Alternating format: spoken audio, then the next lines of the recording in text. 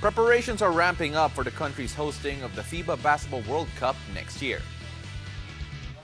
The Samahang Basketball ng Pilipinas held a two-day detailed planning workshop in Clark, Pampanga to prepare for the quadrennial event that will take place on August 25 to September 10, 2023. Through the SBP, headed by Chairman Emeritus Manny V. Pangilinan and President Al S. Panlilio, the Philippines will spearhead the hosting honors with Japan and Indonesia for the 19th edition of the FIBA Basketball World Cup. The event is expected to bring together 32 world qualifiers from FIBA continental zones of Africa, Asia, Europe, and Oceania, led by the defending champion, Spain. The event will also serve as a qualifying tournament to the 2024 Paris Olympics.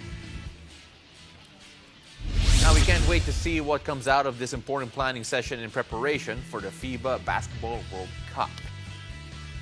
Now let's get back to more PBA action. The league has a plethora of seasoned veterans, but there are a bunch of new faces building names for themselves this conference.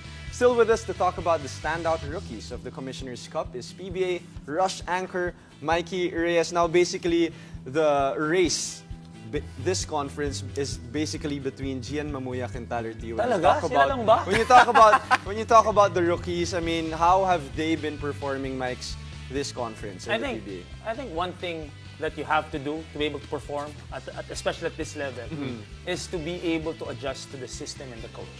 And I think that's the one thing they've done well. Right. Kaya sumunod na lang itong mga great performances nila. But between Coach Topex and Tyler, you see that coach-player interaction, that coach-player relationship na talagang in-embrace na ni Coach Topex as one of his sons, si Tyler Teo. As for Gian Mamuyak, it was an adjustment. Yeah. Natakot siya nung una kay Coach Yeng, but now you see na slowly nakukuha na niya. Alam mo, we're all scared of Coach Yeng. Lahat. Okay? Lahat tayo. I mean, like, my favorite thing to do when calling a Coach Yeng game is be quiet and just listen to him from the other side of the court. Pero let's make this fun. I'm sure you two watch a lot of PBA. Who do you think? You know what? Ito si Tyler Teo, I think he's the obvious choice. To be completely frank, si Tyler Teo. Pero syempre, it's not just going to be these two because we're only basing on this conference. Pero if you look at it at the end of the season, Jegs, I think you'll agree, itong si Justin Arana, si Ato Olar, and Sorano, baka at the end of the day, they might have a shout. Maybe sa rookie team. Yeah, that's right. That's for right. sure. And sa Philippine Cup, I think it's also counted when they, check the rookie of the year. But let's shift our focus back to Tyler Teo. Basically, I saw some numbers on social media and it's facts.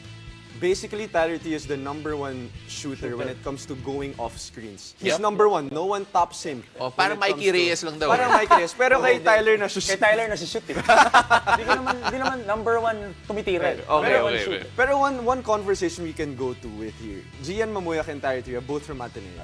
Back in the UAAP, medyo, they didn't have these numbers. But are you surprised na they're actually dominating basically here in the in the PBA? If you watch Tyler as a high school kid, grade school kid, you know that he could score. He just had to, fill that system, that backup point guard spot. To Matt Nieto and of course SJ Belangel when he was with Ateneo. For Gian, ito yung parang talagang na-develop niya yung offense niya. And what's great with these two players is because they played in a system wherein they weren't the man. They weren't the go-to guys. So they will just, let the game flow, let the game come to them. But looking at these two guys, for Gian or Tyler, who do you think is easier to stop? Shouldn't it be Tyler? Because with Coach Yeng's, with Coach Yeng's, everybody has their chance. Equal opportunity. Alam mo, it's interesting because I actually had a conversation with Tyler about how people try to stop him. Kasi naramdaman na niya that ever since that Ginebra game in particular, where they won, by the way, when he suddenly saw Jamie Malonzo in front of him, he thought that things might be different from this point on. And I think they have to be, Jegs. Well, I agree. With Tyler, I think eventually he's gonna have to adjust. Dati, nag-under pa. Why would you go under? The focus of the under on Tyler Teo. Ngayon, tinatrap na siya. So, ikaw yung magiging focus ng defense. Tyler would be one of those because, obviously JB Mocon, Sean Anthony, but Tyler Teo has been kay Coach Yeng kasi. And also, nakwento rin ni Tyler na dito sa PBA, if you compare it to the UAP, you have to study. PBA, full-time. Full-time ka na eh. Makaka-extra work na siya buong araw and then it's showing now in the PBA. How about kay Gian? Do you think Gian is tougher to stop? Because he doesn't even start sometimes. I think the only difference, two-way to si Gian. Two-way. Two-way. Ang galing dumipensa. If you watch him live. Sabi ko kay Anton, he's like a Pinoy Kawhi.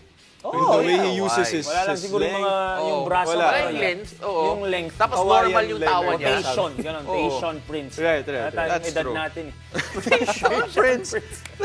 Okay, pero itong si Gian Mamuyak, alam mo, since mas two-way siya, doesn't that make an argument stronger for him, Mike?